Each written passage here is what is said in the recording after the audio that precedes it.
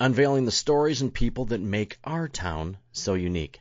I'm your host, David Wool, and I'm thrilled to bring you this new podcast that explores fascinating stories and experiences of local business owners and community leaders right here where we call home. Grayslake Rehabilitation Center is a community-based private practice physical therapy provider. Do you know they have 13 clinical providers with various levels of specialties, including orthopedics, sports, neurology, vestibular, geriatrics, pelvic floor, and aquatic? What? Did I just say they have a pool? Well, they do, and it's the largest indoor warm water pool in Lake County, featuring 2 underwater treadmills and swim currents. And recently added clinical treatment specialties, in layman's terms, Shockwave. They have both radial and focus units that are the newest tool in regenerative medicine, available to everyone. They pride themselves on the most current and up-to-date specialized care to keep you moving. If you're looking for physical therapy, make sure to see our friends at Grayslake Rehabilitation. 1 minute, your world is normal. The next, it's gone. A flood, a fire, a crime scene. Your home shattered. Your business shut down. Your life on pause. But in the darkest hour, when chaos knocks at your door, that's when Serve Pro of Northwest Lake County shows up. Not just a company, not just a cleanup crew, but neighbors, parents, coaches, locals who care. Drake and his team aren't just restoring properties. They're restoring peace, restoring dignity, restoring lives. So when your worst day arrives, call the oh no guy who becomes your thank God guy. Serve Pro of Northwest Lake County. Locally owned, nationally known, unshakably trusted. From devastation to restoration. Serve Pro, Northwest Lake County. All right, ladies and gentlemen, welcome back to another episode of Discovering Grayslake. This is one of the only ones I've done over Zoom because Mr. Hook wasn't available to drive in today to record with me. So I'm here with Jay Hook. How are you today, Jay? I'm fine, David. Nice to speak with you. It's nice. I've been hunting you down a little bit because your name has come up in a lot of different circles, that's for sure. Well, I'm a very old guy. Okay, can I ask how old are you now? 88. I'll be 89 next month. All right.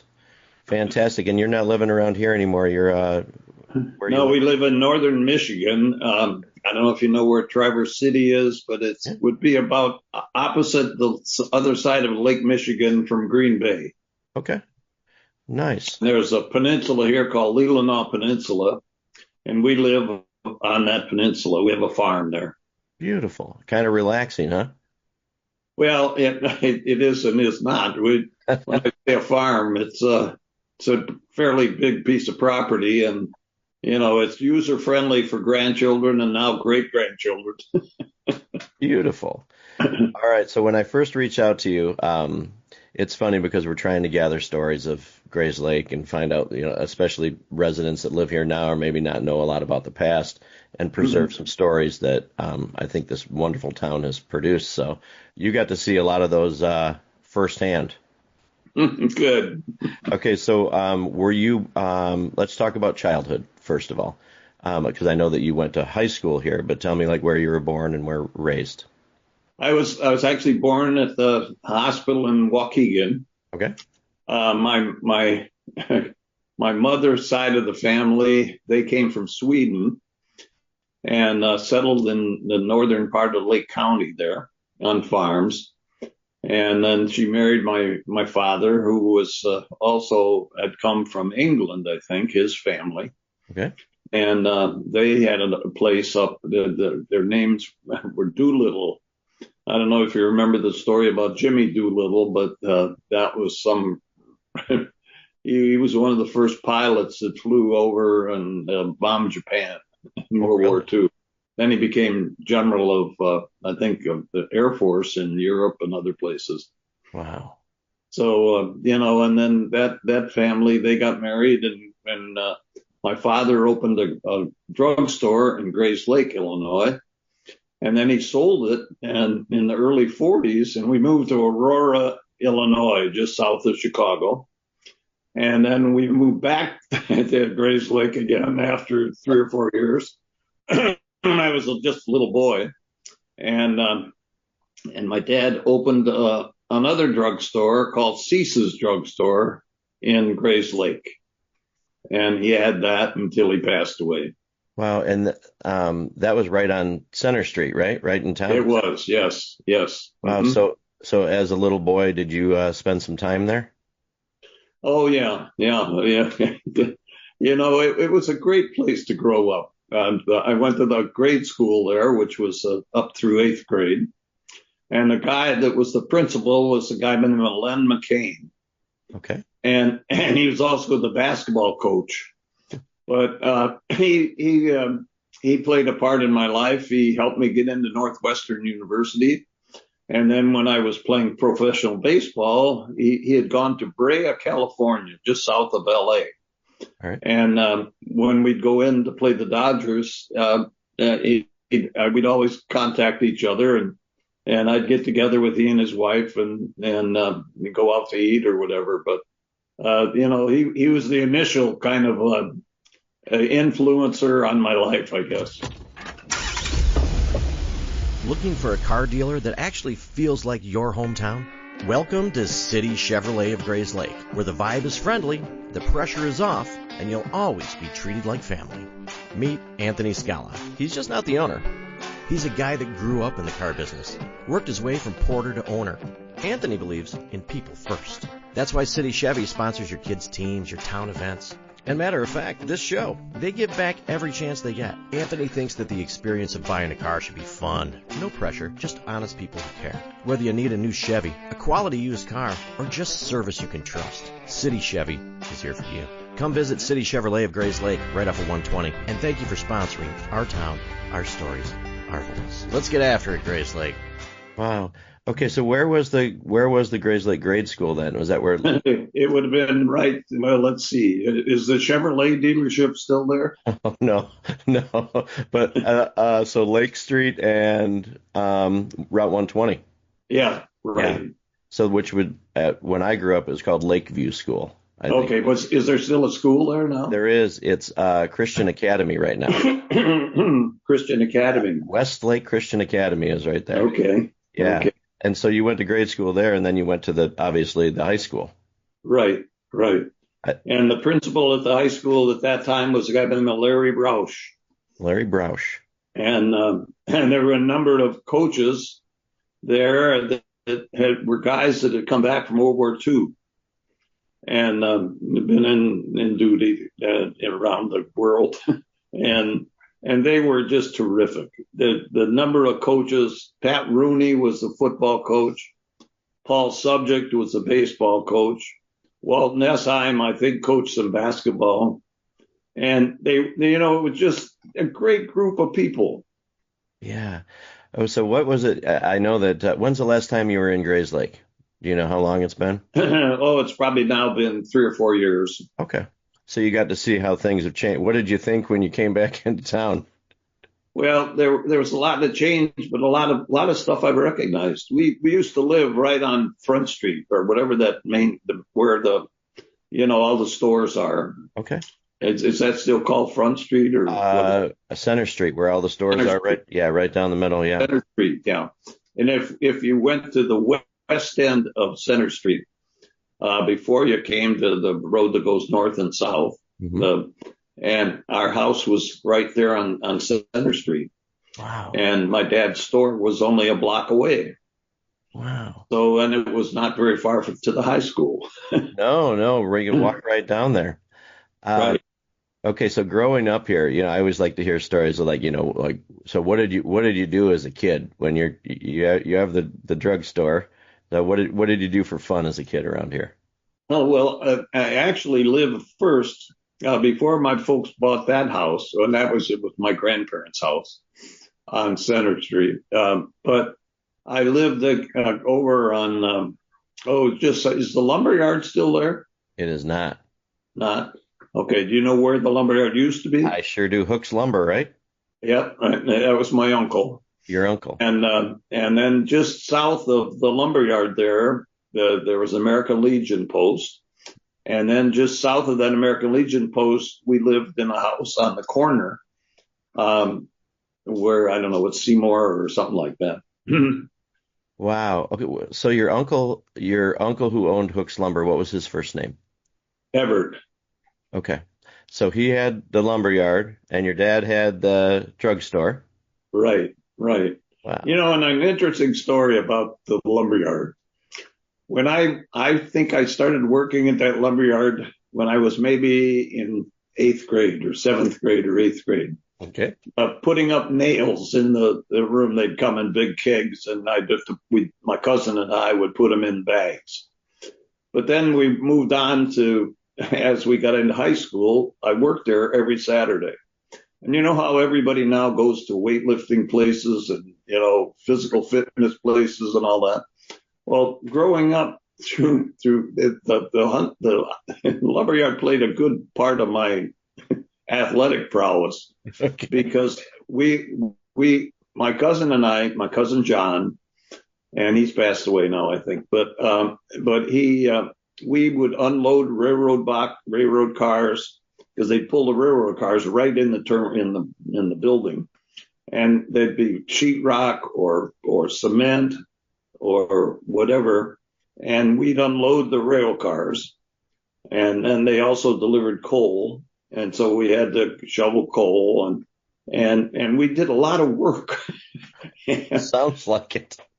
And it really, I think, was great because I think I developed fairly good strength just working.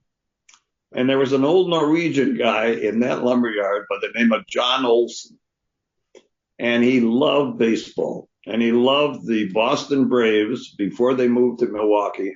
And then when they moved to Milwaukee, in the center of the lumberyard, there was a sawmill. There was always a radio on in that sawmill of the games being played either in Boston or in Milwaukee after they moved to Milwaukee. And when we'd finish work, my cousin and I, John Olson, would say, "Come on, boys, let's have a game of catch." And he taught me how to throw a curveball, and we played catch almost every night. Wow. Well, that paid off for you a little bit. It did. So let's jump. We're going to jump around a little bit because I was actually visiting my father yesterday, and I told him that I was going to speak with you. And when I got to his house and we spoke about this, there on the desk is the baseball card, the Mets baseball card, the one that pops up on all the things. So I want to because I'm a huge baseball fan, as many people know. So going to Grayslake High School, I want to talk about how things work for you to get to play in the major leagues. Well, I of course played football, basketball, and baseball at Grayslake. My senior year, I made all-state in all three of them, and so I had we didn't win a whole lot of games, but I had a good career, in high school. Then I went to Northwestern University on a basketball scholarship, actually. Really? And then I was studying engineering, and I got a job in Milwaukee. They had a co-op program, so I during the summers I would go to work in a factory or whatever. One summer I worked in Oconomowoc, Wisconsin, at Carnation Can Company, and I would take over the old Germans that worked there in the shop. Excuse me. Oh, you're in the shop, and I would they'd teach me how to run their machine, and then I'd run it while they were on vacation. And then the next summer I worked in Milwaukee, and I played for a liquor distributorship company. My name was Schallert's Liquor, and Mr. Schallert was like a second father to me, and he had a son that would play at Northwestern also. And he had a baseball team he sponsored for, sandlot baseball around southern Wisconsin. And I think he must have called scouts every time I was going to pitch because the scouts started watching me up in Wisconsin. And I was probably 19 then or something like that. Okay. And anyway, one day I got a call from a scout with the Cincinnati Reds. And he said, "Jay," he said, we're interested in signing a guy. Would you come and throw some batting practice to him? And at some field in southern Wisconsin. And I did. And and the guy didn't hit it too well, but anyway, I did. And about a week or two later, the Cincinnati Reds were coming in to play the Milwaukee Braves.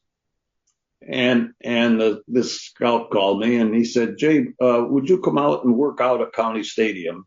We'll have a uniform for you. And we just want to watch you throw there in the stadium, on the sidelines or whatever. So I did that. And when I finished throwing, the manager of the team, I think it was Bertie Tebbets or somebody like that.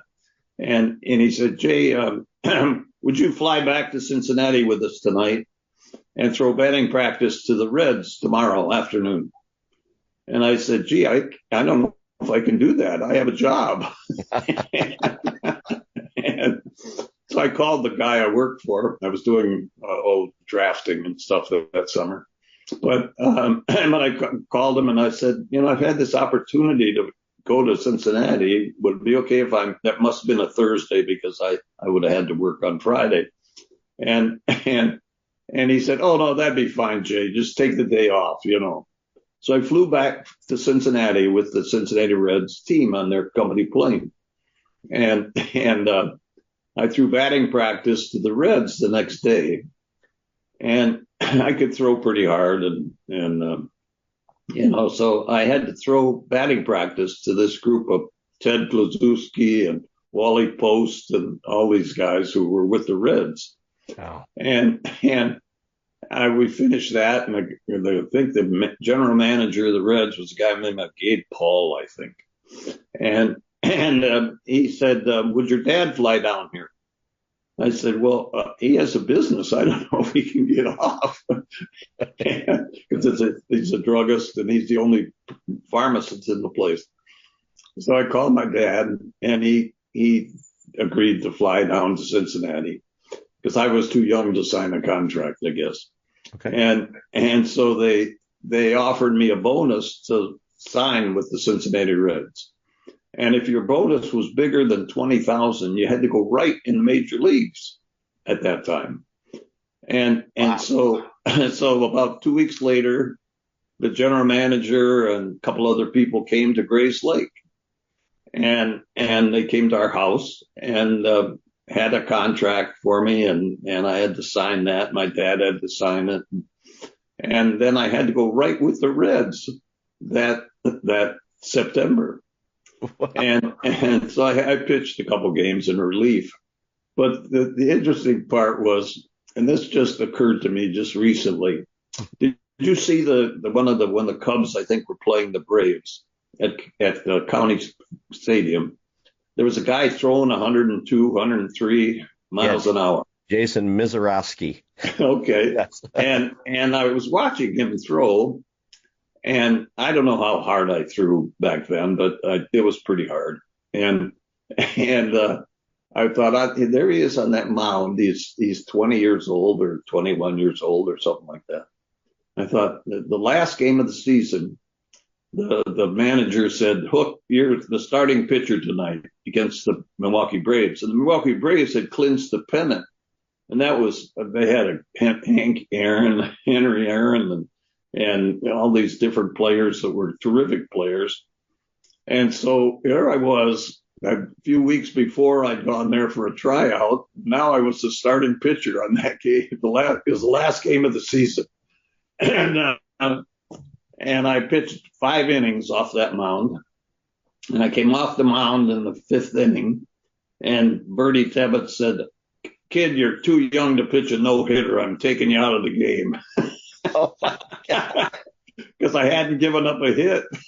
And they took you out. Of all the guys I'd played with that summer and everything, they were there to watch. Yeah. So it was kind of a fun way to end the season. Yeah. So your first start, you got to pitch against Hank Aaron and a bunch of those guys. Right. That's crazy.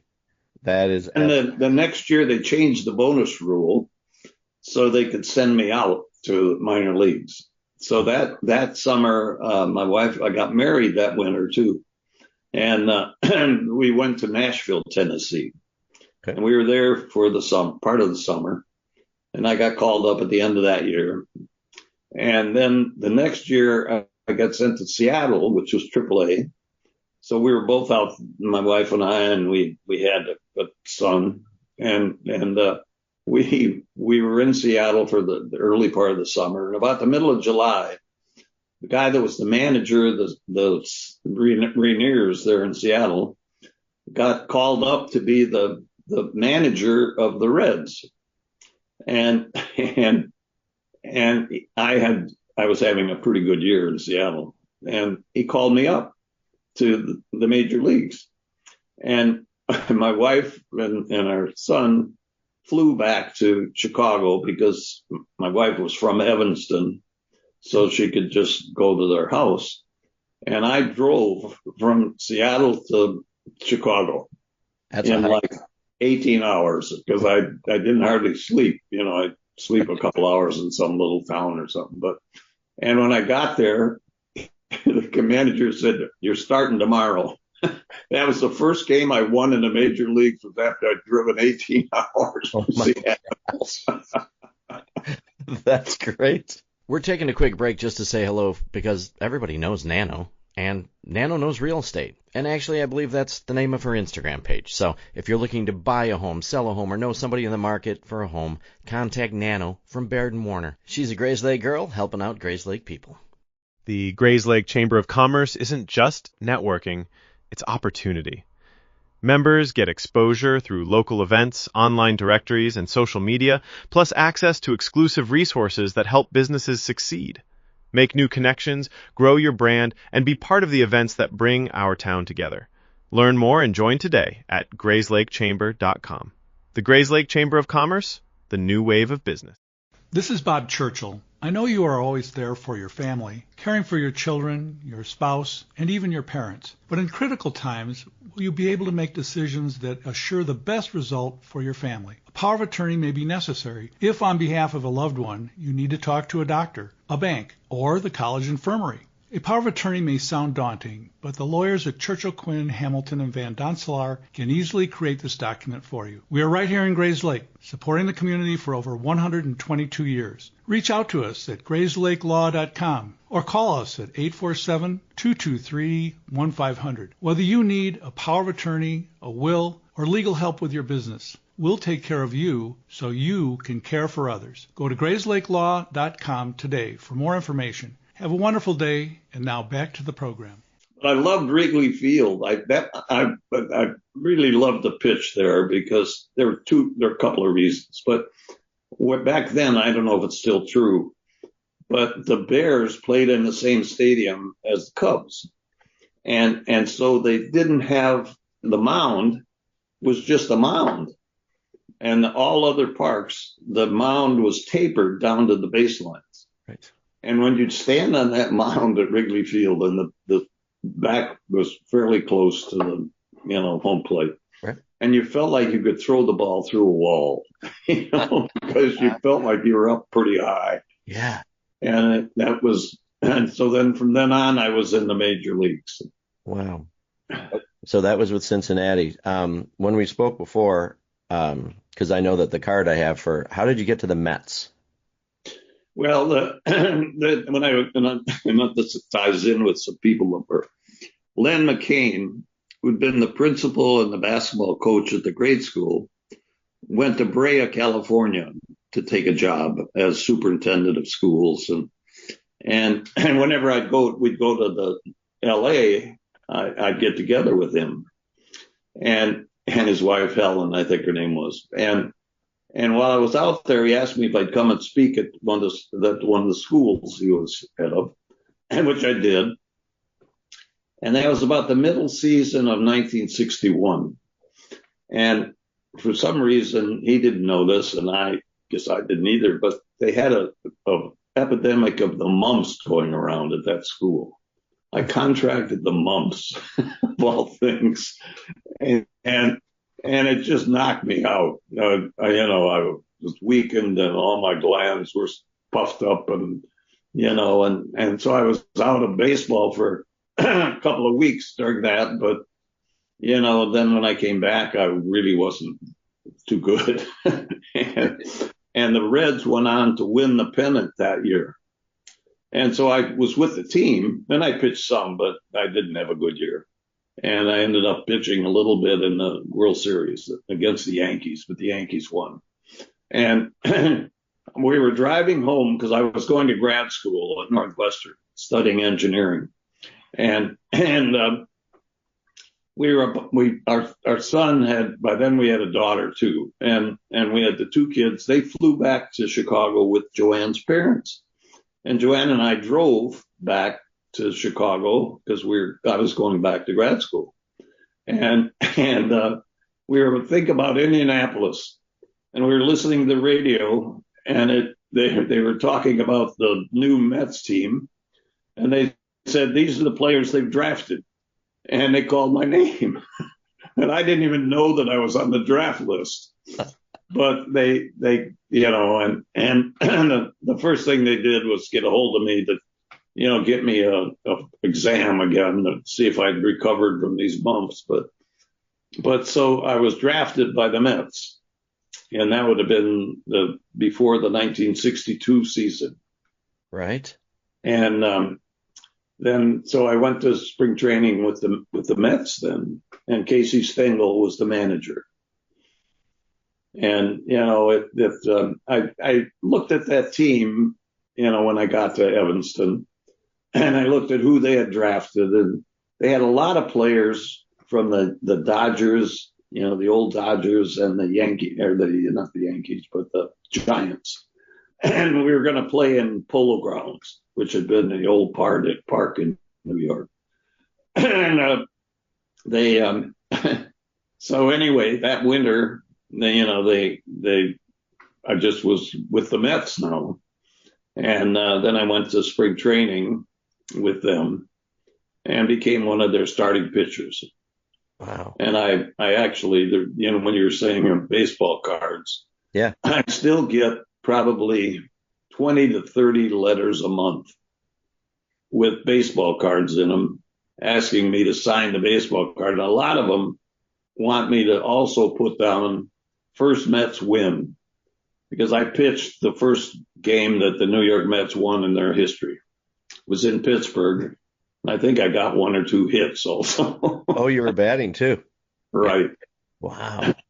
Okay, so that's a pretty good thing. Like, how amazing is that? The first New York Mets win as a pitcher. That's pretty awesome.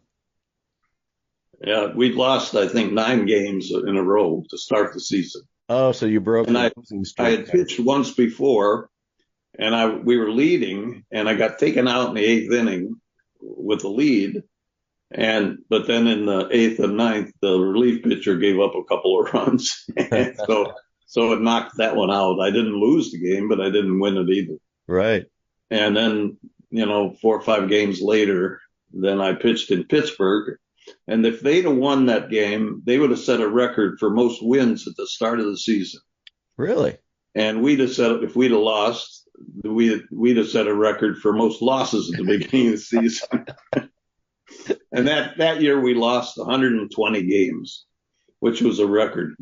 Right. Hey, I think that record just got beaten by our beloved White Sox here, didn't they? I think they lost more than 120. And, you'll laugh at this, but I got a number of calls from reporters with papers in Chicago. And they wanted to know if I was happy that the White Sox were going to break our record. And I said, who would ever wish that on anybody? No. That had to serve for a pretty long season, huh? Yes. Wow. That's fantastic. I got a couple more baseball questions, and we're going to do some more Grayslake because I'm fascinated by who is the toughest guy that you ever pitched to in the major leagues. Yeah. Excuse me. Willie Mays, Hank Aaron, those guys were good batters. Yeah. And I had success against them, but I also had a lot of hits off them they got too. So, right. It was not one way all completely. Right. Well, that's cool. So you played from around. An interesting story that involves Grayslake also. When I was about maybe 10 years old or 12 years old. The head of the American Legion for the state of Illinois lived in Grayslake. Okay. And I was out playing catch on that corner lot with my dad. And he came walking by. I can't remember his name, Doug. I can't remember. Anyway, if I remembered, I'll say it. But he came walking by and he said, Jay, they're having a Babe Ruth Day at Comiskey Park in a couple of days, and the American Legion is sponsoring it. So he said, I'm going to go down and be out on the field, but I wondered if you'd like to go to the game. And, I was 12 years old or something. Right. And I said, oh, boy, that'd be great. So he took my cousin and I, my cousin was a year older, and we both worked at the lumberyard, but we were good friends. But he took both of us to that game, and we had seats right behind the dugout. I mean, he got good seats. He was out on the field with Babe Ruth, and he came walking over to where we were sitting with Babe Ruth, and he introduced us to Babe Ruth. And then he had in his pocket a couple of baseballs. He said, Babe, would you sign these baseballs for the boys? And so Babe did. And for many years, I had this baseball with Babe Ruth's signature on it. My cousin did too, but I think he played with his. Oh my God. But I kept mine in a sock drawer at my folks' house. And anyway, after, I think it was about 1975, Hank Aaron broke Babe Ruth's record of 715 home runs or whatever it was. And I was at that time working for a company by the name of Rockwell International. And I was vice president of marketing and sales. And I used to entertain different customer people at sporting events around the country. And Rockwell had airplanes and, so we had our own plane and everything. But I took a group of guys to Milwaukee to, I think it was an all-star game or something like that. And I thought, I think I'll take that Babe Ruth ball with me to that game and get Hank Aaron to sign the same ball. And anyway, when Hank Aaron broke Babe Ruth's record, I was working and my son called me up from home. This was our oldest son. And he said, Dad, how many home runs did you give up to Hank Aaron of those 715 or whatever? I said, gee, Wes, I don't know. He used to play Stratomatic baseball and all this other kind of stuff. He was very interested in all that. And I said, I don't know, Wes, but it was a number. I gave him a number of home runs. Well, the next day in the Detroit Free Press, they printed every home run that Hank Aaron hit, like 2 pages of lists. Right. And it gave the place that he hit it and who was the opposing pitcher. And Wes called me at work and he said, Dad, this was in the paper, all the home runs. And he said, I counted them up. And I gotta get rid of him. He said, I counted them up. You've given 8 home runs to Hank Aaron. Said, if it might be a smart aleck son. He said, if you'd been in the league a little longer, you could have held the record.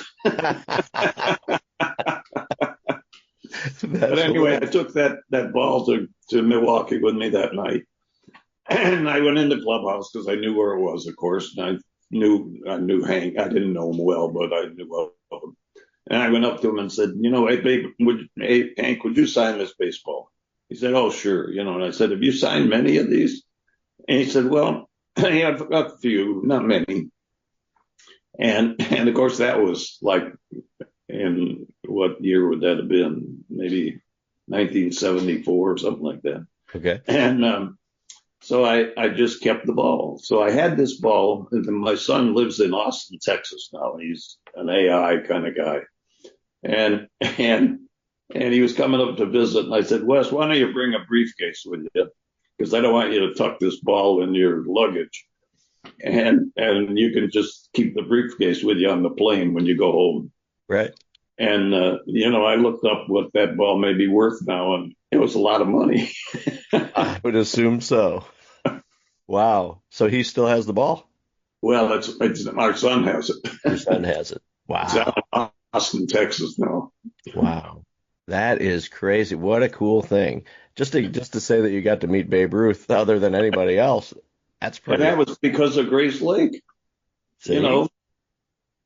That's fantastic. Wow, how cool. I bet you have a million stories about stuff like that. That's what a so I think about that like when you tell the story so casually, but as a 19-year-old having the Cincinnati Reds come to your house in Grayslake, you must have been out of your mind excited. Well, but Paul Subject was the baseball coach, and he was there with us. And the picture that we have of him, of me signing the contract, was Paul was right there. That's really And cool. he was just a terrific guy. He's passed away now. He was the math teacher, and he was the baseball coach. And actually, I spoke at his funeral when he passed away. Wow, what an honor. That's really cool. When I was doing some research on you, just kind of like browsing through and checking things out, one of the photos came up not too long ago. Didn't you throw the first pitch out at a Mets game, like early Yeah, 2020s? I actually, yeah, that was just recent. Yeah, But even before that, I should tell you a quick story yeah. with the Mets. What was the one I was thinking of? Anyway, that event, I was at we have a little local restaurant here near the farm, Maple City, and I go there 3-4 times a week, mornings, have breakfast with a bunch of guys who are coaches or have kids in high school. It's how I stay up to date. It's like being in Grayslake at Cease's drugstore. You see coaches and you see guys that are associated with the school, and it's so fun to go to. But I was sitting there having breakfast, and I got a phone call from a vice president of the Mets. And I said, gee, guys, I better take this call. I said, I'll take in the back room. So I went in the back room of the restaurant. And it's a guy by the name of Jay Horowitz, who's the vice president of alumni relations. But he said, we're having an alumni game, the 60th anniversary of the New York Mets. Wow. And he said, can you play in the alumni game? And I said, gee, Jay, I can't play in the alumni game. He said, well, we got you down for throwing the first pitch before the game. I said, well, I'll work on that and be able to do it. But we went to New York. I think we had 28 of our family members with us. And it was just a fun thing. And all the kids, we've got a couple of daughters, who said, well, we better get shirts for everybody. So they got shirts with 47 hook on the back of the shirt, and they got Mets hats, and they were all sitting together in this one area. How wonderful.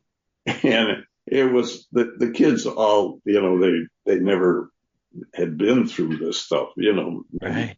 And so it was a lot of fun. Most people have no idea what to do with their aging loved one who needs help. Well, there is a solution. A company that provides care and assistance to make your loved one feel right at home. At Right at Home, their mission statement is to improve the quality of life for those they serve.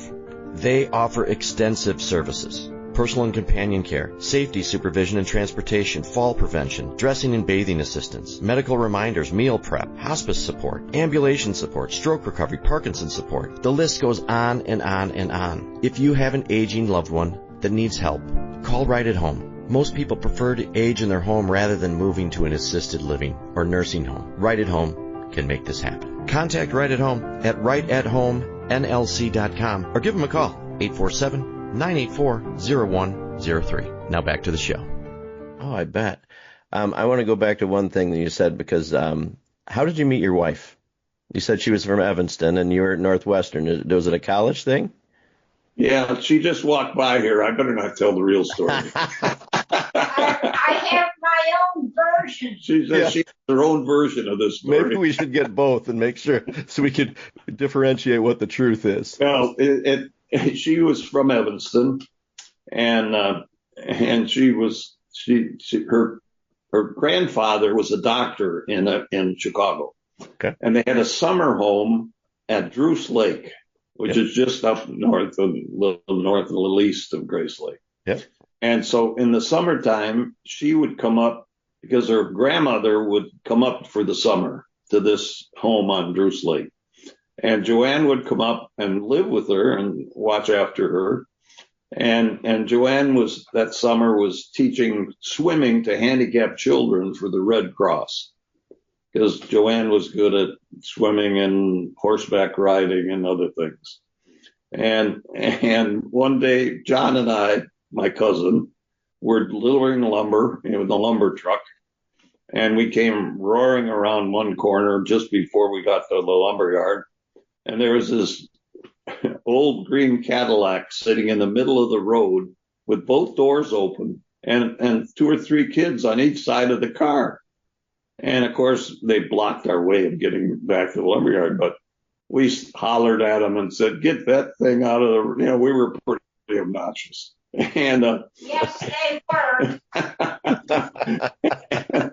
and anyway, so we got back to the lumberyard, and later in the day, I was out sweeping in front of the lumberyard, and this green Cadillac pulls up, and it's Joanne, my wife, and I wasn't then. I didn't even know her then.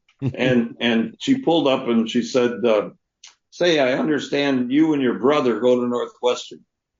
And I thought, who's this woman pulling up? And she was pretty good looking too. She was the homecoming queen in Northwestern a little bit later and did a few things like that. But anyway, I said in a kind of rough tone, "For one thing, he's not my brother. For another thing, he doesn't go to Northwestern. I do." and she rolled up her window and said, "Oh, okay, goodbye." and she drove home to her grandmother's house. And I thought, man, that was stupid of me. Nobody had a Cadillac in Grayslake at that time except maybe the real estate guy. and I thought, I should have been much nicer. So I called her. I found out who she was, as you can do around Grayslake. And I found out she lived at her grandfather's house, and I could find the phone number. So I called her up on the phone, and I said, "Joanne, my cousin and I are going to the Wisconsin State Fair next Saturday, and he has a girlfriend he's taking, and I wondered if you'd like to go with me." And she said, "Oh, yeah, I think I would. That'd be fun." That's great. So she went with us to the State Fair, and we're walking in the State Fair, and she looks up at the rides, and there's a roller coaster stuff right near the entrance, and she said, "Oh, I love riding roller coasters." I thought, oh, man, I got sick on Ferris wheels. But I grinned and bear it and went on the roller coaster. But that led to a lot of things. Then we dated for quite a while and then ended up getting married. Wow, that's fantastic. Now, what would her version be different? Well, she would say, I had all these kids that I would bring in from Grayslake, and they'd pay me 25 cents to take them. Of course, then gas was only 20 cents a gallon. And she said, "And this Cadillac's a real old Cadillac. It was my grandfather's or father's." That's great, though. Okay, so I want to talk about the drugstore. So for people that don't understand, because obviously things were a lot different then, right? So what kind of things it sounds like a place where people would gather too. Is that right? Well, there was a soda fountain on one side and I had to work there sometimes, but it seemed like on Saturdays, the coaches were always in there drinking coffee, and they would give my father such a hard time about how bad the coffee was. They call it battery acid and everything. And my dad would get a kick out of it. He loved it. He liked to talk about sports and because he loved sports too. And they served good food too. Yeah, they served good enjoyment. So they served some pretty good food. But and when I'd go in there and work, I'd before my friends would come in and want me to make banana splits and milkshakes and all this stuff. And I'd said, Dad, do you mind how I make them? Said, no, make them any way you want, and so they were always very thick and a lot of ice cream, a lot of coloring. Right. That's fantastic. So that must have been fun. That must have just a different way of life at that time, right? It really was. And that's why I said this pig town thing I go to here, you get to know the local people and they know you and, a lot of conversation about what's happening with high school sports or high school other things. And, you stay involved with the community. And that was Grayslake High School. I mean, the people in Grayslake were very supportive of the school and the teachers. And, I'm sure there were differences, but I had so much respect for the coaches.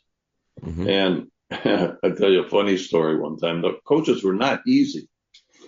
Pat Rooney had been a sergeant, I think, in the Army during World War II, in France and everything. He was a tough guy. And one day I was playing football and I hit a tackled guy head to head. And then you didn't have face guards, you didn't have mouth guards, you didn't have anything. And I knocked out a tooth, just from biting. I went over to the sidelines and I said, hey, coach, I just knocked out a tooth on that tackle. He says, well, give me the tooth and get back in there. Wow. Yeah, so you got some tough guys there. Well, they were tough guys, but they were good guys. They really cared about the students. They cared about the players, and they were things that, that they had a tough life already, Right.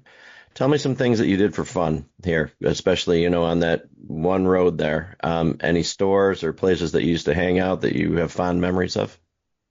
No, I didn't hang out a lot because I was so involved, with the school and with sports. Right. That kind of occupied my house, my life. And I drove an old Dodge car because it had been my grandfather's. But I'll tell you a quick story about when my grandfather, his name was John Wesley Hook. And the way I got the name Jay was my folks wanted to name me after John Wesley Hook. But my cousin was named John before. He's a little older than I was. So they named me James Wesley Hook. But then they called me JW. And then from the time I was a little kid, I'd go by JW, but then when I got to school, I said, well, how do I write J? JY became. Oh, really? And from then on, I was called J. Interesting. Very interesting. So your family has deep roots that, help shape our town into what it is today, really. Hook's Lumber was there forever. My grandfather, John, was postmaster for a while. Okay. And then he also had a butcher shop on one of the ends. It was down toward the bowling alley. I don't know if the bowling alley is still there. Oh, no. Yeah, I heard an interesting story about the bowling alley burnt down on Christmas Day. I forget what year it was, but yeah, and I know exactly where it was. So butcher shop. You knew about the lumberyard fire too, didn't you? That was on New Year's Day. Oh, New Year's Day. Okay. I think so. Yeah, no, I didn't know about the lumberyard fire. Yeah, that burned down too. Really? Wow. Same person. Who knows? So lumberyard, butcher shop, the drugstore with soda fountain. I think that's a lost art. I wish we had something like that around here. That would be really cool. Well, it was just, we didn't go anywhere. I mean, I just was happy being at Grayslake. Right. Well, and any idea what the population of Grayslake was then? For some reason, 1,200 hits my mind, but I'm not sure of that. Yeah, seeing some of the old photographs and things of, downtown and the things that have changed and, a lot of things have stayed the same are I think we're at like 22,000. Someone don't anybody correct me that's listening. Well, they must have expanded the borders too. Yeah, so a lot of building after, all of the things that, on the other side of Jones Island and all the other places we used to hang out and cause trouble, all turned into houses over there. So how many different homes did you live in? Just the two? Just the two, yeah. Just the two. Then my folks actually, after they moved to Park Place. There's used to be a park there, and Park Place is kind of around that park. Yeah. And they lived on the west side of that little park. Yeah. I don't know what the street was. Maybe it was a park. Yeah, and the park is a memorial park now. Is it? Okay. Yeah, so that's where we go. There's cemetery on that plot too. Yes, on there. Yeah, it's funny how the little town goes from your memories to what my children's memories will be from growing up here. Right. And a lot of special people that shaped this town, right? That came way before me as well. Well, I think when I think of my grandparents, they came. I think I'm not sure. On my mother's side, I know her parents came from Sweden, okay, but I'm not sure when the Hooks came from England. It could have been with my great grandparents, or my grandparents. It could have been too, but I don't recall that. Yeah, one of my favorite questions, especially like when we go look back, is like I always want to find out how in the heck do people end up in Grayslake, between Chicago and Milwaukee and. Right. I want to know how he got there. Pardon? I want to know how. Is that Eric? No, it's David. Oh, Joanne wants to know how you got there, David. I was born here. I never had a choice. My family lived here. My mother grew up here. So she went to St. Gilbert High School, or St. Gilbert Grade School, and then she went to Grayslake. But my grandparents were here. You know what? I need to do some research to see how they ended up here. What was your mother's maiden name? Mother's maiden name was Brawley. So she was born in 1944. Okay. Yeah, so my grandfather and grandmother lived here for a long time. I think my grandfather had something to do with building the St. Gilbert Church, the original. Okay, over sure. there. Yeah. So, and I just can't escape. And I don't want to. I've been one of the things Joanne and I have talked about is how this historic society and the stuff you're doing and the stuff, it keeps some old memories alive of a community. Yes. And why is it there, or who is it there from? Right. Who's gone through there? Right. And you know what? I think that's a good kind of public service announcement for people to live in our town to spend some time over at the Historical Society and check out the history of where they live, because that shapes where we're at today. It's very interesting to see what they still have. Right. There's a ton of different things. Was I'm trying to think time wise, because we just did something with the Grayslake Feed Store, and their 85th anniversary was this year. Now, is that just on the other side of the tracks? It is. Still there. It's still there, and they're doing great. Yeah, so that was there when you were here. Yeah, it was. Wow. Are the two sets of tracks? There's the one that actually you're talking about by the feed store. We actually went right behind the lumberyard too. Correct. And our house was just a little ways from that. Right. People would come, and looking for food and stuff, and my mom would always feed them. They'd walk on the tracks. Oh, really? And they'd say, "Could I have something to eat?" And she'd fix them something to eat. Wow. I don't know where they came from or where they went. Yeah. Then the other rail was down at the south end of town, south of where Rockenbach Chevrolet used to be. Right. And where that grade school used to be. Yep. Was down there. And what we do sometimes when I was a kid, we would on Saturdays there was a movie theater in Libertyville, Okay. and we would go down to the train station at the south end of town and ride the train from Grayslake to is it Libertyville? Yep. And go to the movies on Saturday Really? when we were, 12 or 14 or something like that. That's really cool. And there are a number of kids that did that, so it wasn't unique. Right. So what else did you guys do for fun? You go to Libertyville and hang out in town, and it sounds like you worked and played ball a lot. Well, I was usually involved in sports. That was kind of my sideline.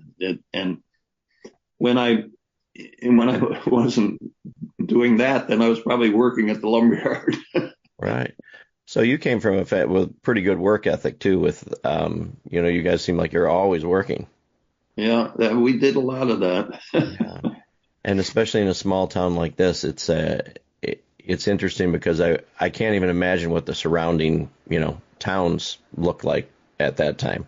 Right. Because now it's so congested with everything kind of moves in. What boundaries have homes been built on the other side of those tracks down at the south end of town?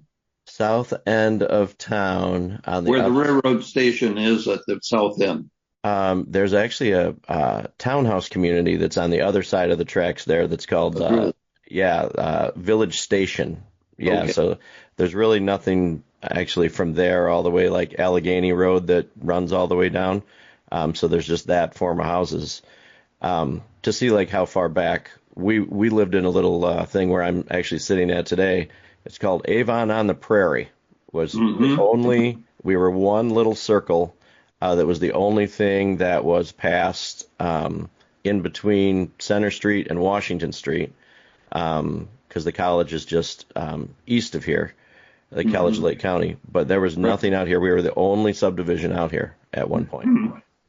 I think my parents thought they really had made it at that point, as the town started expanding just a little bit. Yeah. How far north is the homes now? Do they go up? What is that, 21 that goes up along the east side and then curves around over? Yeah, we're packed all the way through. I think we talked about this. Did you know that Grayslake has 2 high schools? Yeah, I didn't know that till you told me that. Yeah. Yeah, we're big enough to have 2 high schools, so that's amazing. Right? A lot of kids. A lot of kids. I think a number of our relatives are in the cemetery up there on the north end of town. It's north of 21. There's that 83. I can't remember 21 or 83. Yeah. Curves around and heads toward Lake Villa or whatever. Yeah. And there's a cemetery up there. I think there's a church up there too. Yes, I think the cemetery that you're speaking of is the one that's right next to the new high school. Oh, okay. So that's where the high school is then. Yeah, it's just it would be on the north. The high school's on the north side of that. Right. On the south side of that road, just about there, is a farm that my grandparents, the Doolittles, lived on. Interesting. In the turn of the century, probably 1900. Okay, we do have a baseball field that's called Doolittle Park. I'm guaranteeing that's probably where the name came from. Sure. I'm positive of that. Yeah, that would have to be. Wow, things just move along crazy. About Jimmy Doolittle? Do you know about Jimmy Doolittle? Family? I do not. Jimmy Doolittle, in World War II, he was a B-17 pilot or whatever what it was, and after the Japanese invaded, Hawaii or wherever, and they wanted to bomb Japan, and so he became the first guy to lead a group of planes off carriers, and they could take off from carriers, but they couldn't land back on them. And they bombed Japan, and they had to then, because they can't go back to their carriers, they had to fly toward China.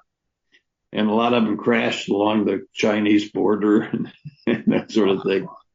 And he was the commander of that flight. Really? Holy cow. That's some serious history right there. It is, yeah.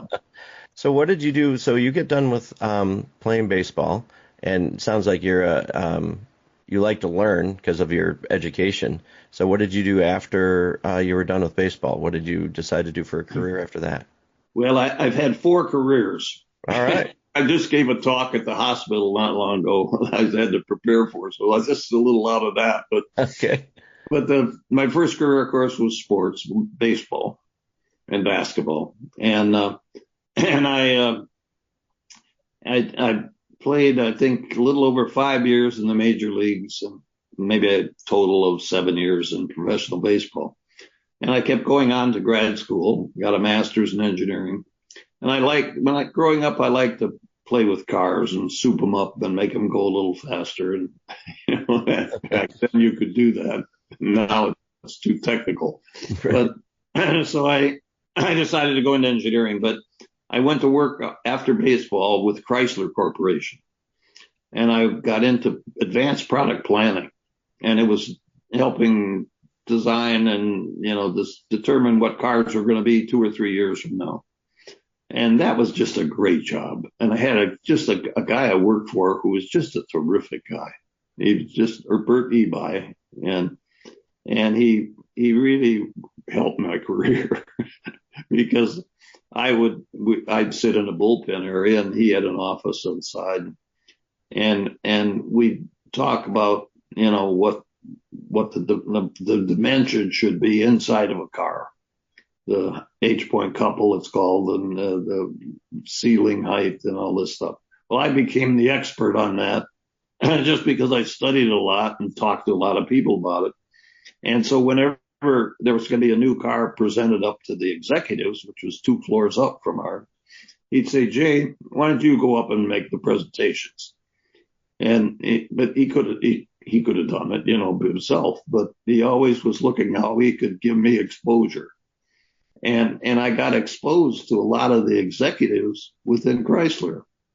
And so my career moved pretty quickly at Chrysler to other things. Wow. And then a guy I used to sing in the choir at the church we were at. It was a Methodist church in Birmingham, Michigan. And there was a guy in that choir that worked for Rockwell International. And he knew what I did with product planning and that sort of the marketing and stuff. And he said, "Jay, I'm starting a product planning department at Rockwell. Would you come and head it up?" And of course, that sounded like a good idea. Sure. And so I went there, and I was there for 9 years, I think. And I progressed throughout, and got into general management and other things. And then a company by the name of Masco contacted me and said, "Jay, would you come and be a group president at Masco?"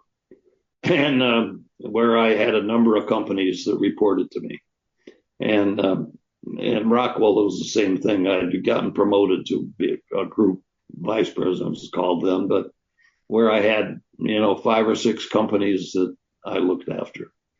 And so it was general management, really. And then, and after Masco, I was there for quite a while, and the dean at the engineering school at Northwestern called me and said, "Jay," he said, we're working on an MBA in manufacturing management. I know you've managed a bunch of these companies. Would you come back and be a professor?" And so I thought, that really sounds interesting. And Joanne's parents still lived in Evanston, and so we kind of went back and forth. We still lived in Michigan, but I'd go back and forth to Northwestern, and I became a professor in the engineering department.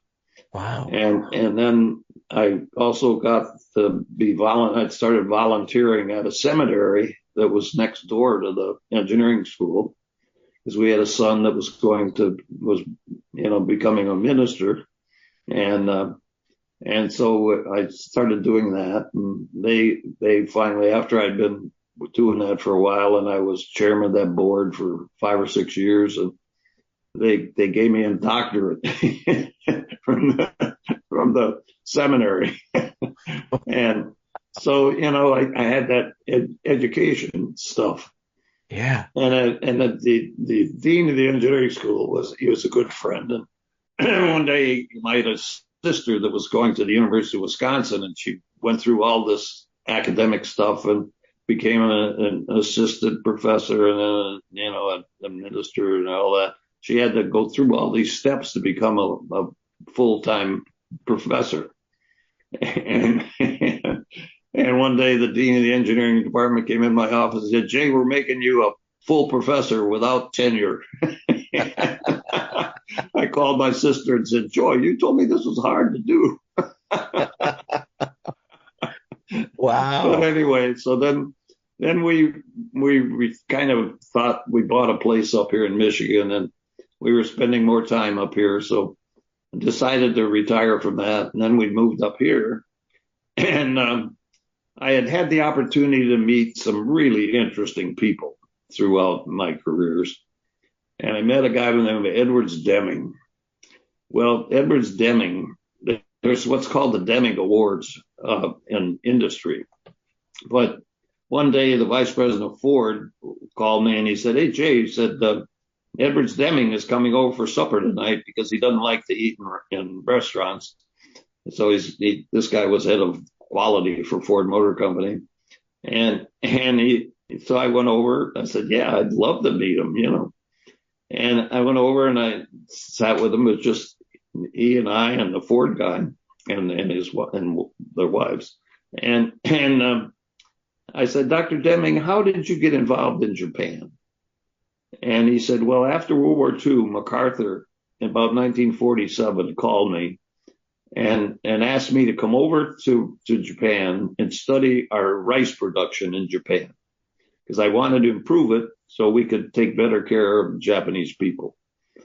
And MacArthur was kind of running Japan at that point, you know. And so he went over to Japan and he studied the rice production. He said, finally concluded that rice production in Japan was as efficient or more efficient than it was in America.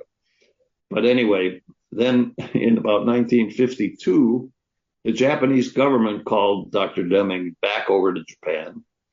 And they wanted to determine whether they were going to be the best paper mache country in the world or an industrial manufacturing country.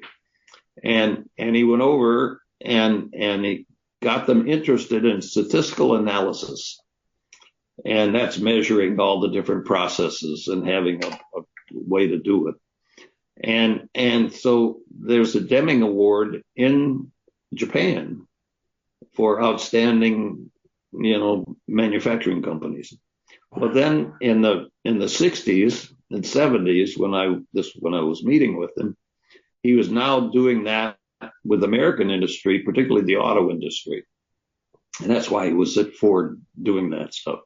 And he got involved, you know, got them involved with statistical analysis and measuring all processes and see how you can improve them and all this. And it was so interesting, you know, meeting with a guy like this and hearing about why he did things and what he did. And then when I came up here to Traverse City and the college, a small college, it's a community college, asked me if I'd come over and serve on a couple committees over there. And so I did. And then one day the head of the hospital corporation called me, said, "Jay," he said, "would you come over and serve on this finance and audit committee for the hospital?" Which I did. And that was in about 2001. Wow. And over the last 20 some years, I probably served on 13 or 14 committees at the hospital. I've been chairman of the board of the medical center for the area. And Through COVID. you know, pardon? They kept you as chairman all through COVID. Oh, yeah, I was chairman during COVID. And, you know, I felt bad for the docs and the nurses, but I really felt bad for the people who cleaned rooms, the people who prepared food for all the people, you know, in the hospital. And I got the hospital into the process of statistical analysis. And now hospitals all over use statistical analysis, and they compare themselves to other big hospital systems. Sure. And that's how they're measuring, different things. And about 6 months ago, I had called the head of the hospitals and said, Ed, we have lunch.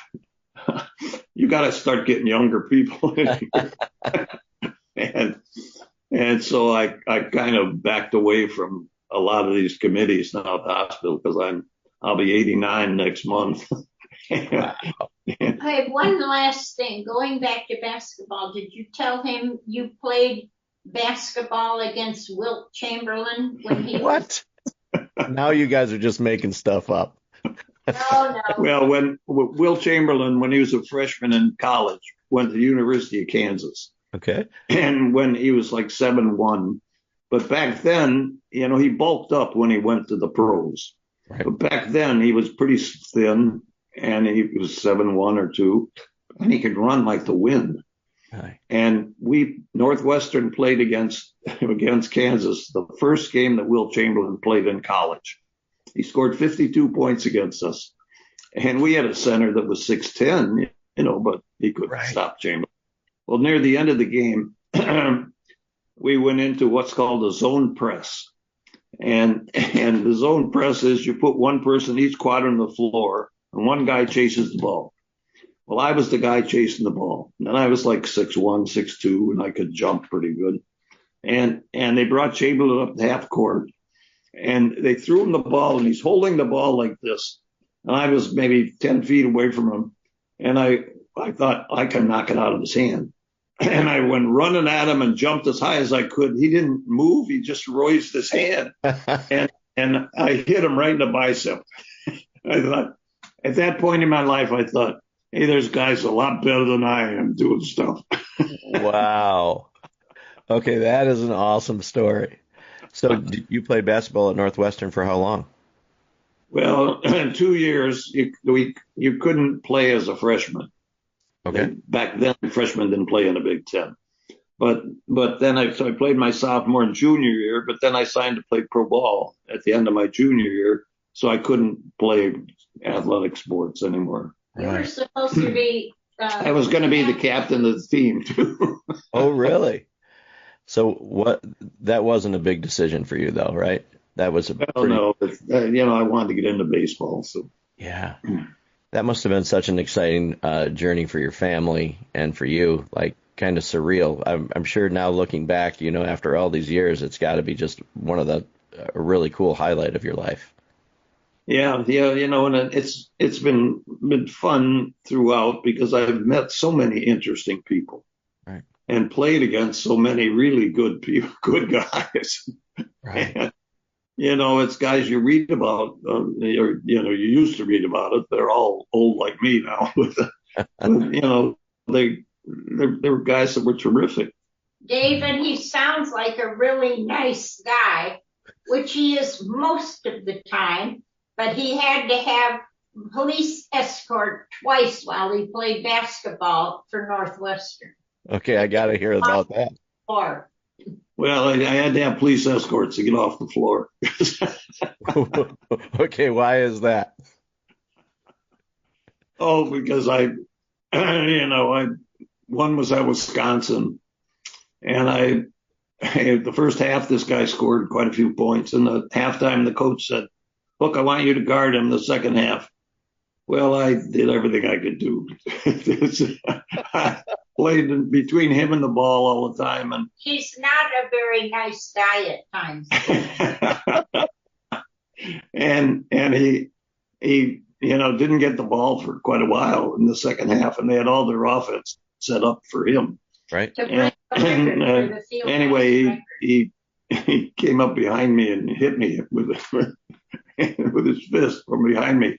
And I went over I'd been doing everything I could do. I backed into him all the time, and I did a lot of things I shouldn't have done. But I went over to the official and I said, hey, you ought to watch this guy. He's really playing dirty.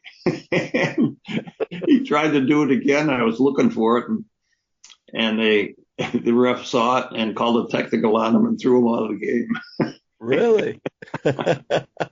And that was terrible. I mean, I was the bad guy in this.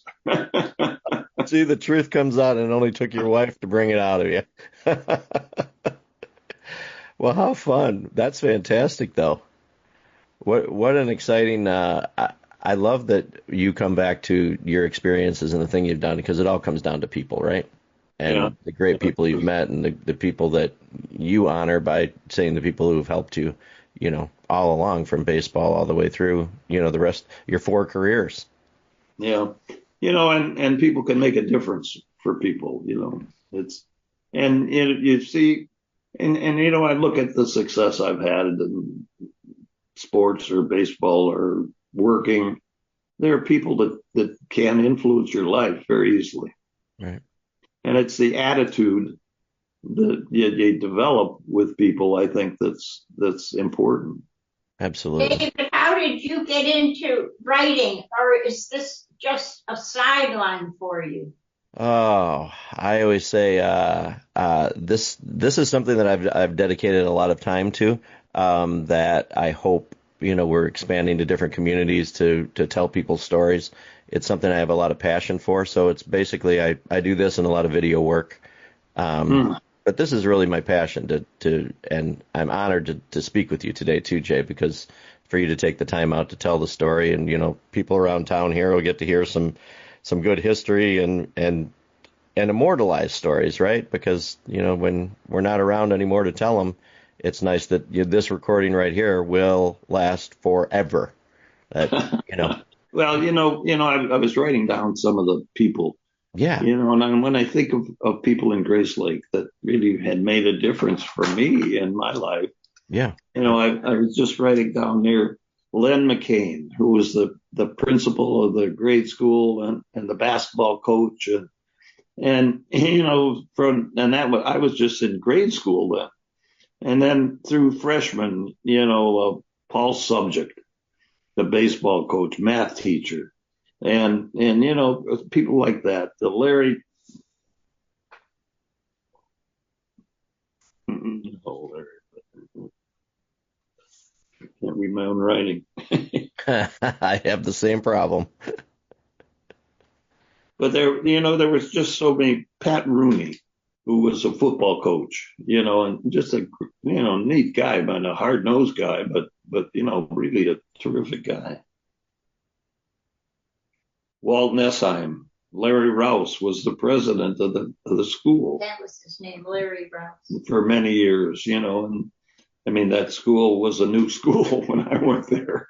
Right. The first one, not the latest one. Right. But, people like that were there in the community, and they made the community, with their lives. Right.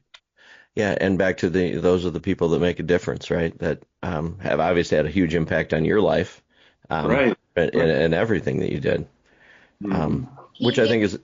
When he signed his contract and got a bonus, he gave money to the high school to redo the baseball field and make a really good dugout for the players. Really? So you gave some of your bonus money back to the Grayslake High School? Yeah. Yeah. A few $1,000s to help to make the baseball field a better field. Yeah. Okay. So as of today, that high school field that has been, it's crazy to look at it today, because it really is a top-notch field. It's one of the best baseball fields around anywhere. Is that right? I haven't seen it for a long time, so I don't know. Yeah. If you ever come back into town, it's just an amazing. It's an amazing. Now, is that up behind the parking lot of the first high school? Okay, so have you seen the big addition with the giant field house at the high school? No, I haven't. Oh gosh, you'd be blown away to see what it's like. Okay, so when I grew up on Burton Street, Burton, kind of, there's 2 Burtons, right? Not the one by the lake, but the other one. When I grew up there, at the end of our street was the baseball field. So we spent all of our time, just came around the fence and would play there. But now that baseball field is tennis courts. So then they built the regular varsity field that's out there now that is absolutely amazing. Where is that located relative to the building? Okay, so it's on I think it's in the same part it was when there. So it would be on the what would be that? The west side. The west side of the parking lot? Yes. So the old, the houses that were back in there that I forget what they called it at that time. But I would get two different things, Klingerville or Clinkerville, what they called that back there. That is, yeah. Yeah, so it's right there. So there's a walking path that goes to the neighborhood. On the other side of that walking path is the varsity baseball field, along with the softball field on the other side. Yeah, yeah. Yeah, I was supposed to tell you too. I talked to a couple of my baseball friends, and so my son and we were state runners up in 2023. It's one of the most successful Grayslake baseball teams that have ever done anything. It was kind of fun to see like all the people that came out, people from the past and everything, just to come out and see such a wonderful accomplishment from we're a big baseball town now. Good, and, good. I mean, we get to compete with some rather large communities. That's Who's the baseball coach now? Troy Whalen. Troy Whalen, and I saw him last night actually. But yeah, he's a great baseball coach. He knows how to win baseball games. Coaches already. When you talk to him, thank him for me. I will for sure. Yeah, he's a hard worker. We're just wondering when he's going to retire, and I did a little show with him, and of course he doesn't acknowledge. He doesn't tell guys like that. You can't get him out of baseball, no matter what you do, right? Nor do we want him. How long did he coach? Oh man, he would kill me for not knowing the answer for that. I don't know. I don't know how long he's been there, but yeah, it's a really cool community that we have. So I got to go through all that. My son's playing in college right now, my oldest son, but my youngest one is. So I'm doing this whole process over from the little league to the all the way up from. Where's your son in college? He goes to a little school in South Dakota. Dakota State, and so I learned something when I went there. So when everybody says, well, is he in South Dakota or North Dakota? I said, well, it's South Dakota, because in 1811, the school started as a teacher's college, but it was for Dakota, and then a couple years later, they split North and South Dakota up, so it still remains Dakota State, because there was only one state there then, which is kind of some cool history. Yeah, that's neat. It is. It's kind of fun. Okay, so a couple questions before we finish too that I love to. I usually have a little group of hot seat questions, I call them, some rapid fire answers. But talking to you, a couple that stick out in my mind that, on serious notes, like what do you think that you wish you have learned earlier in your life? You've done a lot of really cool things. But looking back to be a young man, is there anything that you wish you would have learned younger that would have helped you move forward? No. I was really exposed to so many really terrific people that most of the things that I got involved in, people had good help with. Mm-hmm. And so I guess I don't know that there was much as a young person that I didn't get somehow exposed or. Yeah, you seem like you had a lot of good mentors, right? That's really true. That's really true. And that was a good time for you to grow up, because life was good after World War II. And there was a lot of positive growth going on with people who appreciated life and the U.S. Interesting. You also strike me as a yes guy. For everything, when people ask you to be on a committee or try new things, you really seem like you maybe took some leaps of faith and said yes to a lot of opportunities that led you to success. Well, if I had the time, really the limitation was time. Mm-hmm. And if I had the time, I thought, well, why shouldn't I help, or do it or whatever. Sure.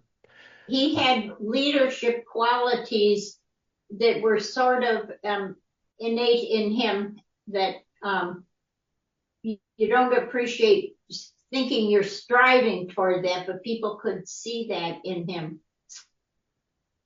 I love that. And you know what? I think that for people that have given to you so freely to teach you, leadership roles and everything, for the people that you mentioned that have made a big impact on your life. It's kind of nice to see that you've done the same for others. I think that's well, you wish you'd done more, we always wish we could do more, but unfortunately, the only currency that's limited is our time, right? That's exactly right. And energy. Yeah. Well, that goes with it. And the older we get, the less we have of that. One conversation I had a long time ago was with a person that was becoming my secretary. And I said to her, I said, I really want you to treat people well, because your relationship with the people that come to see us or whatever is a reflection on me. Sure. And so, having people around you who are positive people is a real benefit. Absolutely. And kindness takes you a long way, right? Yeah. Treating people the way that we want to be treated. Right. Yeah. Right. Almost Christian. Yes. Yes, absolutely. Absolutely. Which these days is getting harder to find. So I think more people need to take that lead. I should tell you that we have some kids and grandkids that are really involved in stuff. Mm-hmm. And our daughter, well, we have a son who's a pastor. He got his Master of Divinity at Garrett, which was Northwestern, and then he worked in Memphis, Tennessee for a large church, and then he moved back up to Michigan, and then he went on and got a doctorate at Asbury down in Kentucky, and he's headed up a church for now quite a few years, and I watch that and I think, man, that's terrific. Then we have a daughter, Jama, who heads up and organizes the community Bible study here in Traverse City. Thanks. And she's got 291 women coming to that. Wow. And it's not in the church that they go to, or we go to. It's in another church that they rent. And it's called Community Bible Study. And there's, I don't know, 60 or 70 kids that have to come and be taken care of during that time. And she just, looks at it like, well, that's what we do. It's non-denominational. And it's non-denominational. It's just Christian, Sure. And so, you see those kind of things and you think, gee, that's great. That's what people should be doing. Right. Making a difference, right, and helping people. Right. All right. I have one topic that I want to talk about before we close out that I need your advice from here. So since the day that green Cadillac pulled up at the lumber yard till now at 88, almost 89 years old, why don't you give our listeners some advice on what it takes for a successful marriage for this whole time? Sounds like just do whatever your wife says. That's right. No, I said that for her benefit. Of course. No, we've shared a life, and we've been married, 68 years? It'll be 68 in December. And David, the one word is selfless. Selfless. You've got to be selfless at times when you don't really want to be either. Well, Joanne had some tough times. I mean, we moved so many times. Sure. The first 7 years we were married, we moved 22 times. And I'd have to travel with the team, and Joanne would have to drive wherever we were going. And we ended up having a couple kids during that period, and she'd have to have the kids. And then we'd get to Cincinnati or New York or Seattle or Denver. And I'd be traveling, and Joanne would have to find us a place to live.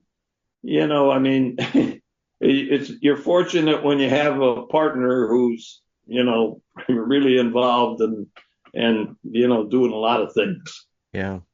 I'm sure that wasn't easy. I'm sure that it has to be 100% support so you can follow your dreams and do what you need to do. And Joanna, how much fun was it traveling around like that? Well, you know what?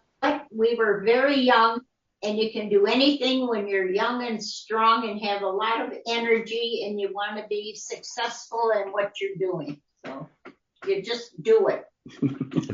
That's very good advice. And all while you're young. Well, that's great. What was the other question I had written down that I wanted? Because it was one more baseball one. I know you said how much you enjoyed playing at Wrigley Field. Is there any place that you just couldn't stand to play or you dreaded to go to? Well, the Polo Grounds, those first few years with the Mets, it was really an old polo field. And so the baselines were only like 240, I think, or 245. Okay. And the center field was like 400 feet, and a lot of balls, one game pitched when I was with the Mets, I pitched against Cincinnati, and Pete Rose was the first batter, and he hit an outside pitch on the opposite field from the way I think he was batting left-handed at that time, and it just clipped the foul pole for a home run. First pitch of the game. I lost that game 1-0. Oh, on no. the first pitch of the game. Oh, that had only happened since 1932 or something like that, where you lost the game on the first pitch. And the guy that was pitching for the Reds was a good friend of mine, Jim Maloney, and he pitched a great game. I guess another funny story about that park was against it must have been the Braves. Braves, yeah. And the bases I was pitching, and the bases were loaded, and Hank Aaron came up. And Casey came out to the mound, and he said, I want you to pitch him low and outside, make him hit it to center field. Next pitch, I threw a low outside fastball. He hit it about 430 feet to center field for a grand slam home run. Well, you did what he didn't say how far. He just said he wanted you to hit to center field. Wow. But that park was a difficult park to pitch in because you really didn't want him to pull the ball or swing late on it. No. Because, that would along the foul lines. Yeah, really sure. But people look at it, and at that time, the Yankees were a big deal, because they had a great team, and we were not a good team. But the fans were absolutely fantastic. They had all the things. They did a lot of things, and they had a lot of them would bring signs and postages and all this kind of stuff. Yeah. But they were big Mets fans. They just loved the Mets. No matter, even though we lost, they were just so supportive. Your attendance was better. The attendance, I think, that first year almost equaled the Yankees. It was just slightly less. No kidding. But it I thought, man, oh man, the people were terrific. That's awesome. So the first year that you were there, the Mets were an expansion team. Is that what it was? Yeah. And that's what 60. It was Houston, and New York were the two expansion teams. Interesting. Okay, because they got teams moved around, right? And they were just making room for more teams. Is that what happened? Yeah. And you did say so. You did pitch in a World Series against the Yankees. No, I didn't get to pitch. No, you didn't get to pitch, but you got that Yankees team. Those years must have been really tough too. They were a very good team. I shouldn't say I didn't pitch against the Yankees. We had I don't know if they still have it or not. They call it the Mayor's Trophy game or something like that, where the Mets would play the Yankees.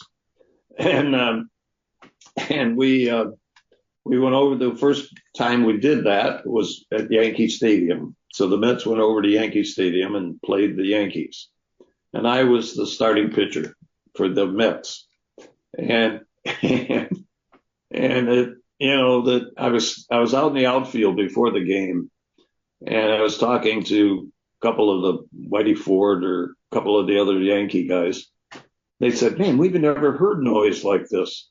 I mean, the Mets fans were so loud and so, And anyway, I was out on the mound, and out of the upper deck came this bag. It was a bag full of explosives, skyrockets and stuff. Yeah. and they were lit, and it's smoking, and the rockets are shooting off, and all the batter and the umpire and the catcher all ran back to the stands, and I was on the mound, no place I could go, and the ball, this bag came down and it landed about halfway between the pitcher's mound and home plate, and it just burned out, but I thought, man, where would that happen?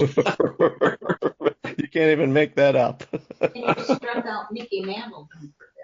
Well, Did she say Mickey Mantle? well, she's saying I struck out Mickey Mantle, but Did you really? I don't remember that. You did. Out of all the things in your life you could remember, that would be the one that I remember.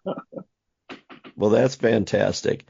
Thank you for sharing all these stories with me, and I you don't know how much I appreciate your time. I think it's fantastic. It's a pleasure to see someone so full of life and talk about your experiences so candidly, and you and your wife's relationship. It's really cool. It's really cool. I love it. So I'm going to wrap up. Anything else you want to message to Grayslake, or anything you want anybody to hear or know from our town?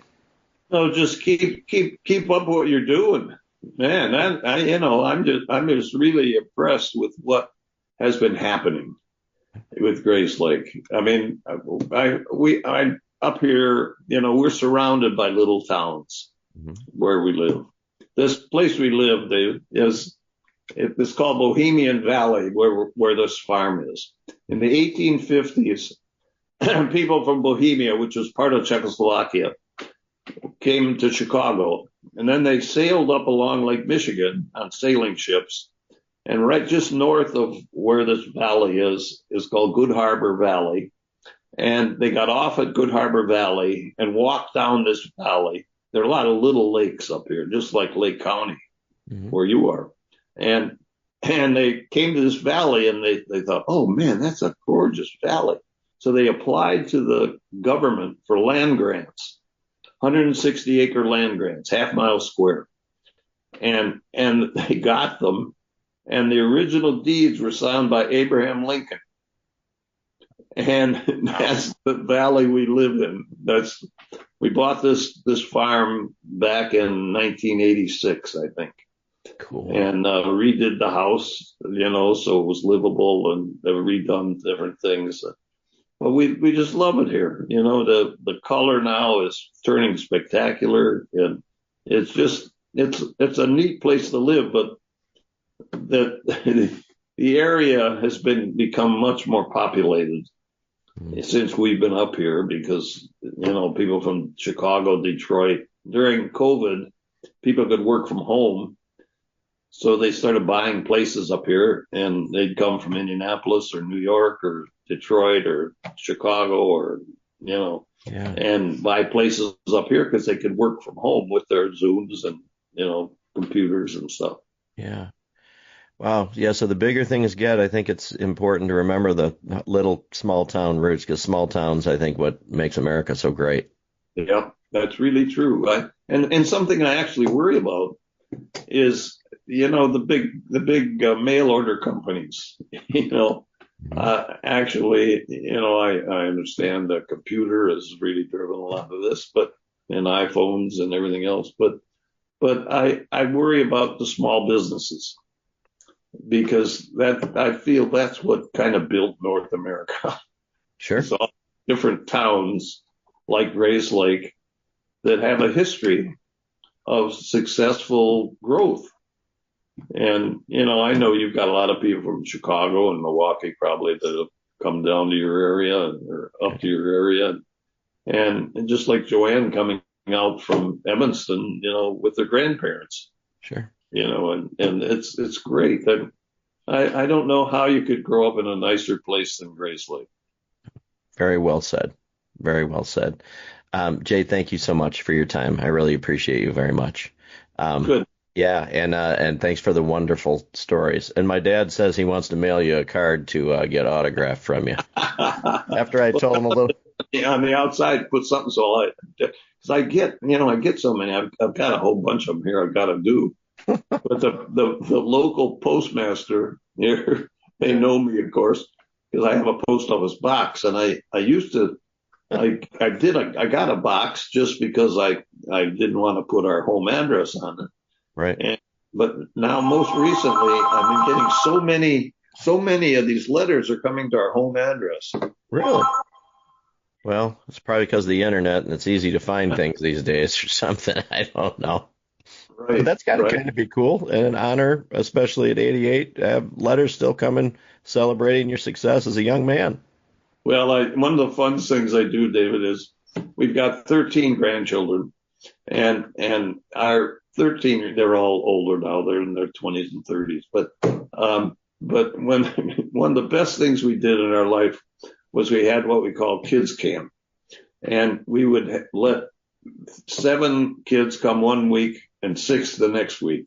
Okay. And we just loved them, and they were from 4 different families, and they learned how to drive tractors and 4-wheelers and how to get lost in the woods and how to do stuff, and they got to know each other, and they really remain kind of a close family connection, even though they're scattered. One works for Lululemon in New York City now, Wow. and one is a professor at the University of Maryland in biomedical engineering, and they've gone on to do some really interesting things. We've got 2 of them that are police officers. Wow. What a cool thing as grandparents and great-grandparents, right? That's great. It really is, but in a town like Grayslake, when you get families, and the kids, a lot of the kids leave, but a few of them stay around, and even the parents, their grandparents probably stick around pretty well. Yeah. And so, that history becomes an important element of their life. Yes, sir. Just like yours is, Yes, sir. Yeah, there's a lot, and to preserve it and to tell the stories is a great thing to do. I love it. Mm-hmm. Well, you're doing that. I'm trying every day. Every day I'm trying. You never know what's going to happen. So, well, thank you. And I thank your lovely wife for me, too, for taking your time. I'm sure she's sitting over on the other side of the room, but she can hear everything. Good. Hopefully she doesn't have a to-do list too big for you today. It doesn't work so well, David. But I have to say, you're creating something wonderful for history. So keep it up. It sounds like you know what to ask and how polite you are in asking. So, well, thank you, ma'am. Tell them, good job, Terrence. You've done a good job with this young man. Oh, thank you so much. I appreciate that very much. All right, so we're going to sign off, but Jay, we're going to keep in touch too, because I want to hear all your exciting things going on. Well, good. David, thanks for the call. And, I meant to ask you, and I didn't ask you. Yeah. Did any of these people, I don't know if they're still alive anymore, probably not. But, and like Larry Roush or Len McCain, I don't know. He's left town. But, Paul Subject, I know he passed away. Pat Rooney, any of those people still alive? You know what? I have a gal in town here that works at the Historical Society, and I will find out for you, and I will communicate back, because I do not know. Because I look at my little list here: Pat Rooney, Paul Subject, Walt Nessheim, Larry Rouse, Len McCain, all people that had an impact on me. Yes. Hey, and if there's anybody listening, many between those times and now who have done the same thing with younger people. Right. Yes, and those are the people who need to be celebrated. Yeah. Sure. Right. Yeah. Right. So if anybody's listening right now that knows the answers to what Jay is asking, please write into me so that I can report back. And I think that would be really cool to find out some stories behind that. So. Right.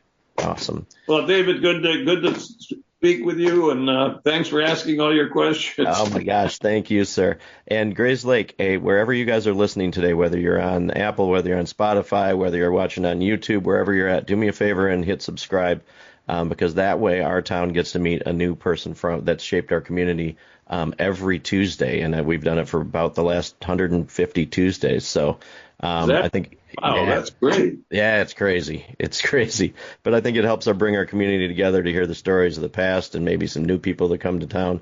I really think it does everything else. And as the way I end all of my shows, folks, anybody listening, people have bad days, and we never know what people are going through. So my challenge to anybody listening right now is to go out to do 1, 2 different random acts of kindness today, whether it's smiling to somebody, holding the door, being nice to the cashier at the store, whatever we need to do, because sometimes just a smile on the street can change people's day around. So that is my challenge to everybody out there. So, Jay, thank you very much again, buddy. I appreciate you very much. Thank you, David. All right, and I hope you have a wonderful day, sir. You too. All right. Okay. Bye. Thank you so much.